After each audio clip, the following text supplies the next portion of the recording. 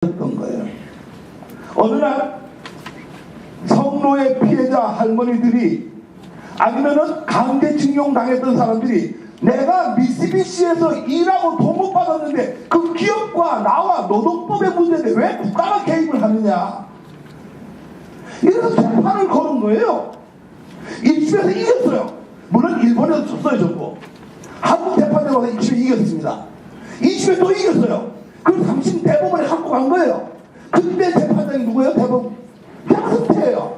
근데 대통령이 누구죠? 박근혜 대통령이 전 대통령이에요. 박근혜 전 대통령 입장에서 보니까 자기 아버지가 그 당시에 한일 기본조약을 맺은 장본인이고 그 당시에 국가배상이라고 하는 개인배상을 없애고 국가배상을 본인이 사인이나 결정을 지었는데 양승태 대법관에서 이 뒤집는다고 하는 게 아버지에 대한 예가 아니죠. 못 뒤집는 거예요. 그런데 우리가 개입을 한 거죠. 그게 사법농단 사건이에요. 이 사법농단 사건의 시작이 어디서 돼요? 한일 기본조약에서 시작이 되는 거예요. 이런 문제를 우리가 어떻게 풀어야 되는가? 과연 우리가 노동법에서 해결해야 돼. 그 당시에 국가가 어떻게든 관계없이 내가 미쓰비시에 가서 일을 했는데 그 노동법에 관한 돈을 임금을 못 받은 문제, 그 문제를 내가 받아야 되겠다고 하는 문제를 과연 포기해야 되겠습니까? 이런 문제가 있는데 오늘 왜 이성림 씨를 여기다 모셨느냐? 우리는 이런 아픈 역사의 결과를 갖고 왔지만은 북한은 지금 아직까지 일본과 수교를 맺지 않았습니다. 그럼 북한은 어떻게 되겠어요? 이거를 정확하게 알려줘갖고 북한은 성노예 피해자 문제라든가 강제징용자 문제, 이걸 국가배상은 기본이고 개인배상까지 다 받아야 된다고 하는 얘기죠. 이런 문제 때문에 우리가 이 자체가 중요한 거예요.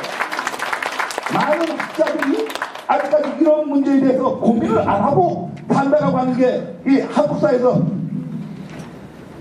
여론화가 되지 않는다라고 하는 게 저는 너무 신기합니다. 이 문제뿐이 아니죠. 이거 개별 축구 포기 문제인데요. 내가 이 말로 그냥 하고 말겠습니다. 시간이 너무 없기 때문에 더 중요한 문제가 바로 문화재 청구권입니다. 우리가 여러분 잘 알다시피 우리가 지금 문화재가 일본에 50만 점이 넘어가 있어요. 대한민국의 난랑 갈등의 가장 큰 원인이 상고사가 없어요. 우리 지금 상고사가 왜 없어요? 우리 역사책에서 가장 오래된 책이 1945년이니까 1450년이니까 상고사가 제일 위에 있는 거예요. 그 이전에 엄청난 기록문화가 있는데 그 기록문화가 지금 어디 있습니까? 일본 천황 전용 도서실에 있습니다. 20만 권 가까이가 있어요. 거기를 대교포 한 명이 사서로 있었죠. 일본인인 척하고 평생을 근무하다가 그분이 뭘 했어요? 퇴직을 했습니다. 퇴직을 하면 선언을 했어요. 내가 사실은 제일교포다. 그 천안 도서실에는 우리의 고서가 몇십 20만 권 가까이가 있다. 그걸 가져와야 돼요. 이 당시에 3, 40만, 50만 점의 문화재가 있는데 그 문화재를 다 포기를 하고 5점 받았습니다. 국보급 2점을 받고요, 보물 3점 받았고 5점을 받고 문화재 청구권 포기를 사인을 했어요.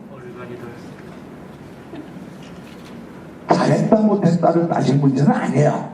그 당시의 사고와 그 당시의 가치는 빨리 3억 불에도 받아갖고 조국의 근대화를 시켜야 되겠다는 그런 생각이 했을 수가 있어요. 문제는 우리는 과거만 돌아보는 아픈 역사 갖고 아프다만 해서는 안 됩니다. 문제는 일본에 남아있는 50만 점의 문화재는 남한의 문화재만 아닙니다. 어디 문화재예요? 우리 대한국토의 문화재죠. 대한국토의 문화재 중에 남한은 이미 거기다 사인을 했죠. 우리는 카드를 잃어버렸어요. 북한은 카드가 있다. 남아 있습니다. 어떻게 되겠어요? 북한이 이번에 수교를 한다고 하면은 제일 먼저 내밀어야 될 게 뭐예요? 우리 대한국토에 있는 문화재를 반환을 해야지만이 우리가 수교를 하겠다 라고 하면은 우리가 갖고 있는 선조들의 정신, 그게 묻어있는 문화재를 찾아올 수 있는 거 아닙니까? 이런 문제를 학자들이 연구를 했습니다. 어떻게 되겠어요? 시민사회에서 이걸 들고 나가서 여론화를 시켜야 됩니다. 정부가 설득이 돼요. 남북한의 학자들이 모여서 이 문제를 토론을 해갖고 북한이 지금 여러분들 좀 잘 아셔야 될 게 북한은 근대사가 거의 없다고 보시면 됩니다. 해방의 전후한 해방 공간에서도 북한의 역사는 없습니다. 오로지 존재하는 게 주체사상만 존재합니다. 그래서 그네들이 이런 우리의 역사를 알지 못합니다. 우리가 어떻게 여론을 확산시켜서 대일 적공 관계와 더불어서 이 문화재 적공 관계를 일본과 북한이 수교를 할 때 반드시 조건으로 내걸어서 우리 선조들의 문화와 어울리 섞여있는 이 문화재를 찾아와야 됩니다. 누군가는 그 문제를 문제해야 된다고 합니다. 제일 문제가 되는 부분입니다. 미합의의 합의. 이런 말 처음 들어보시는 분이 대부분일 거예요. 미합의의 합의. 저게 과연 무슨 말인가? 뭐겠어요? 미합의. 합의가 안 됐죠. 그런데 뒤에 뭐야? 합의가 됐다. 한일 국교 정상화를 맺는데 제일 문제가 됐던 게 있었습니다. 바로 민족의 전통미, 민족의 심장, 민족의 자존심이라고 하는 독도입니다. 이 독도 문제가 한일 국교를 정상화시키는데 가장 걸림돌이 됐던 거예요. 이 걸림돌이 된 독도를 어떻게 해야 되느냐? 이것 때문에 한일 국교 정상화가 근본적으로 안 되는 거예요. 이게 지금에. 그러니 아이디어를 냈죠. 정일군과 고노 이치로가 이 미해결의 해결이라는 대원칙을 만들었는데요. 이건 일화가 너무나 많습니다. 이 박건석 범양상선 회장 자택에서 이 사인을 했는데요. 합의가 안 됐는데 독도 문제를 합의가 된 걸로 하자. 이 지금 문제가 한일 간의 가장 복잡한 문제가 바로 이 문제입니다. 이 문제 때문에 지금 우리는 엄청나게 손해를 보고 있고 독도라고 하는 문제 때문에 영원히 일본하고 싸우고 있는 원인이 바로 이 문제입니다. 이 당시에 국교가 정상화가 되지 말았었어야 되는 거예요. 정상화가 안 됐다고 하면 이 문제는 없는 거예요. 없었으면 독도 미락이 없고 독도 미락이 없으면 한일 간의 복잡한 이 문제는 없습니다. 그런데 국교 정상화에 따라서 3억 불을 받아갖고 조국의 근대화시키겠다는 경제적 논리를 가장 앞세워서 보니까 나머지 문화재를 포기하고 개인 보상권을 포기하고 제일 마지막에 포기된 게 바로 이 독도 문제입니다. 이 문제는 너무나 심각한 문제죠. 김종락이 누구냐면 김종필의 친형입니다. 그 당시에 한일은행 정보를 했었죠. 이분이 중간에서 모든 왔다 갔다 하면서 힘적 역할을 해갖고 맺었는데요. 이 얘기를 너무 복잡하게 하지 말고요. 이 얘기의 합의의 결과만 말씀드리겠습니다. 독도 미리학입니다. 여러분들 놀라지 마세요. 제가 한 줄 한 줄 읽어 드릴 테니까요. 앞으로 해결해야 한다는 것으로서 일단 해결한 것으로 간주한다. 따라서 한일 기본조약에서는 언급하지 않는다.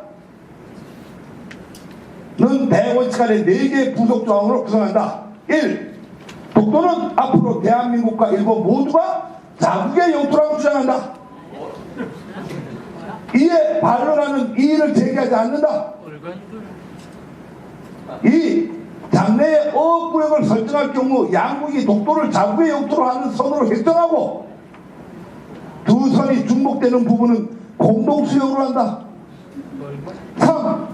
현재 대한민국의 점거한 현상을 유지한다. 그러나 경비원을 증강하거나 새로운 시설을 건축이나 증축은 하지 않는다. 충격이죠. 외국이네 외국. 그 당시에 독도에 몇 명이 살았습니까? 40명이 살았어요. 오늘 지금 독도에 몇 분이 계신지 아세요? 40명이 있어요. 왜? 아직까지 우리 사회는 독도 미락을 엄격하게 시키고 있습니다. 독도를 가려고 울릉도에 배를 탔는데 배가 파도가 2m 이상만 치면은 못 들어가죠. 저반 시설을 3m, 4m 올리면 되잖아요. 우리가 돈이 없어서 못 올립니까? 기술이 없어서 못 올려요? 왜 못 올리죠? 올리면 돼요. 미력 때문에. 왜 못 올려요? 미력 때문에. 우리 정부는 아직까지 이 미락을 지키고 있다고 하는 이 사실, 너무나 엄청난 사실이죠. 우라통이 터져요. 이게 현재 정부고 과거의 정부고 미래의 정부까지 이렇게 가야 되겠습니까? 어떻게 해야 되겠어요? 이 아픔의 현실을 중요한 것은 감추고 있다고 하는 게 더 중요한 문제입니다. 여러분들이 독도를 아주 친숙하게 느끼죠. 죄송하지만 2005년도까지는 독도를 입항을 못했습니다. 여러분들이 독도를 자유롭게 다닌 게 2006년도부터예요. 2005년도 이전에는 허가제였어요. 지금은 신고제로 전환이 돼갖고 지금은 독도를 자유스럽게 드나들지만은 그때까지만 해도 독도는 허가제였다고 하는 사실이에요. 어떤 일이 있었냐면 이 양군 이 합의를 계속 지켜나간다. 이러니까 현재 동북아 역사재단에 보면은 뭐가 있죠? 우리 세금으로 운영되고 있는 동북아 역사재단에 독도 연구소가 있습니다.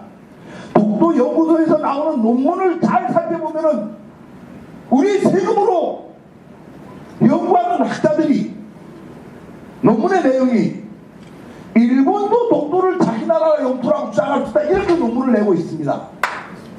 현재 대한민국 사회에서 이렇게 내고 있다고요.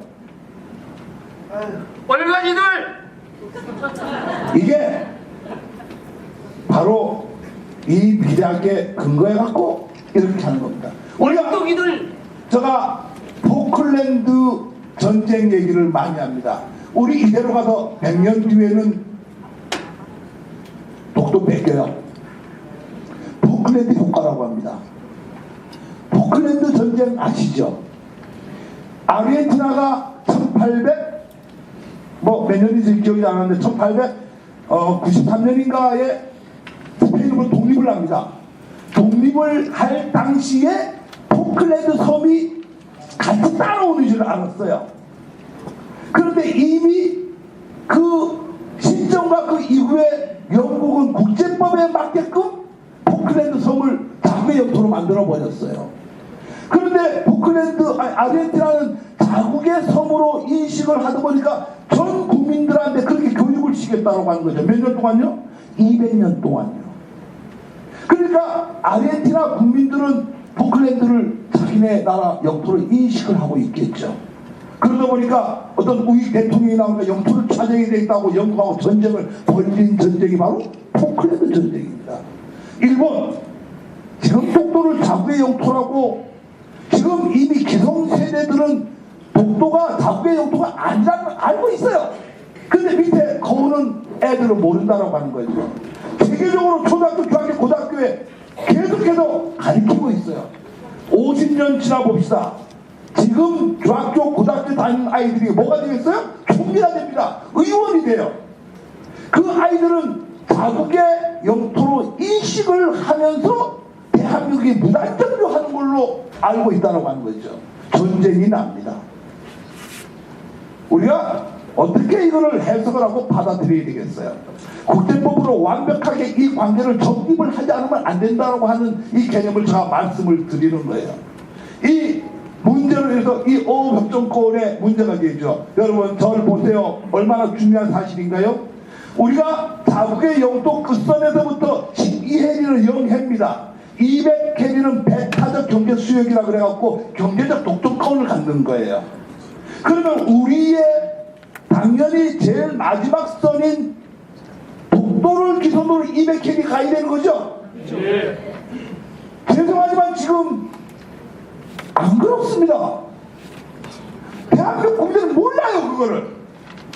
울릉도에서 200해리를 지금 갖고 있다고 하는 거예요. 저쪽 일본은 오키섬에서 200해리를 가고 우리는 독도에서 200해리를 갖고 중간선을 잘라야 되는데도 불구하고 지금 현재 우리는 울릉도에서 200해리를 간다고 하는 부분이에요. 그렇게 가다 보니까 우리 해양 영토 어떻게 됐어요?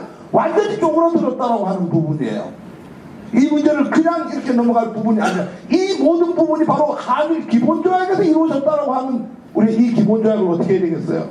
우리는 이미 저는 사실 개인적으로는 한일 기본조약 무효선언을 좀 정부가 했으면 좋겠고 또 시민사회 운동도 한일 기본조약 절폐운동을 펼쳐야 된다고 생각했는데 안 됩니다. 저기 박수는 문제 아니고요. 그렇게는 할 부분은 못 되고요. 이미 우리는 그렇게 돼 있어요.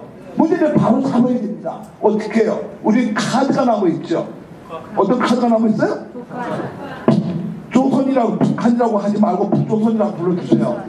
북조선이 남아 있어요. 아직까지. 북조선이라는 엄청난 카드가 남아 있다고 말해요. 우리는 이 카드를 어떻게 쓰느냐에 따라서 한일 기본 조약을 절폐를 해야 됨에도 불구하고 이걸 극복할 수 있는 미래가 남아 있다고 하고 그 기회가 있다고 하는 거예요. 여러분, 국민들의 정신을 차리면 가능한 일들이에요. 맞습니다.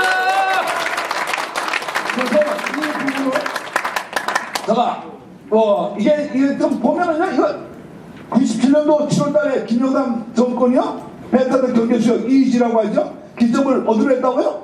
우리 영도로 했습니다. 발표하고 그게 10월에 잠재 공동수역안, 이게 바로 독도 중간수역으로 넣어갖고 우리 독도 인근이 우리 수역인데도 불구하고 일본하고 공동수역으로 넣으니까 일본 배 가까이 오는 거예요. 지금요 원래대로 못 와요. 그게 지금 오고 있는 현실이라고 하는 거예요. 이 부분을 우리가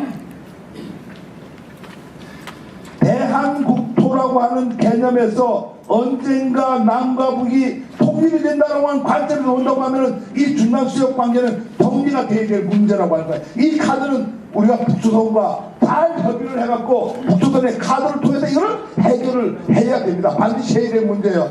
물론 노무현 정부 때 독도의 강제 관할권을 배제를 선언을 했습니다. 이게 유엔 해양법 287조인데요. 이 선언을 일본은 독도 문제를 국제해양재판소에 가져갈 수 없습니다. 이 문제는 너무 복잡한 문제니까 빼고요. 해양주권의 기틀을 그 당시에 마련하고 독도를 이 기점으로 그 당시에 선언을 했어요. 근데 아직까지 선언의 의미만, 그 이전 정부는 선언도 안 했습니다. 최초로서 때 독도를 기선을 해갖고 200km 가야 된다고 세계 만방에서 국제법에 맡기고 선언을 했습니다. 아직까지는 선언의 의미만 남아있지만은 그나마 선언을 한 게 너무나 다행스럽다라는 것을 여러분들이 알고 계시고요. 독도가 중간수역에 잠재수역에 포함되어 있다고 해서 독도가 한국의 영토라고 하는 사실 부인되는 것은 아닙니다. 그럼에도 불구하고 아직까지 우리 해양 주권을 찾아오지 못한다고 하는 부분에서 너무 아픔이라고 하는 것을 여러분들이 알고 계셔야 돼요. 이게 독도를 우리 정부들이 얼마나 어떻게 바라보는지 간단하게 설명을 드릴게요. 군사 정권은요, 뭐 얘기를 안 할 수가 없네요. 저 전두환 정권 시절이었어요.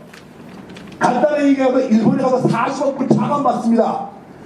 일본에 40억 불 차관 받으면 일본 조건을 걸어요. 너네 독도 들어가지 마. 우리 독도 밀항에서 일을 했는데 어떻게 이렇게 됐어? 이렇게 하니까 전두환 정권이 고민을 합니다. 40억 차관을 받아야 되겠고 결국 40억 차관 받습니다. 받고 어떤 결과를 내리느냐? 고민을 하다가 독도를 천연기념물로 지정을 합니다. 사람들은 천연기념물로 지정하니까 되게 잘했다고 보죠. 잘했죠. 목적이 뭔지 아세요?